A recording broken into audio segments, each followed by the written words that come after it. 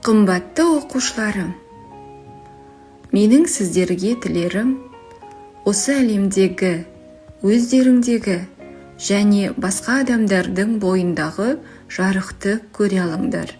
Өзгелерге жылы сөз айтып, өз жетістіктеріңді де мақтан тұтыңдар.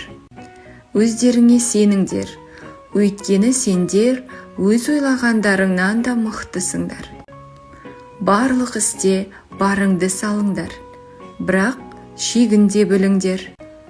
Егер көмек керек болса, сұраңдар, басқалар көмектесетініне сеніңдер. Жүректеріңді қуанышқа толтырып, әрқашан күліп жүріңдер.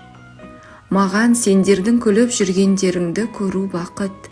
Әрқайсың ерекше, өзге, әрі ғажап тұлғасыңдар. Бәріңді бағалаймын. Армандаңдар, сеніңдер, таң қалдырыңдар, шабыт беріңдер, жақсы көріңдер және әрқашан жүректеріңді тыңдаңдар.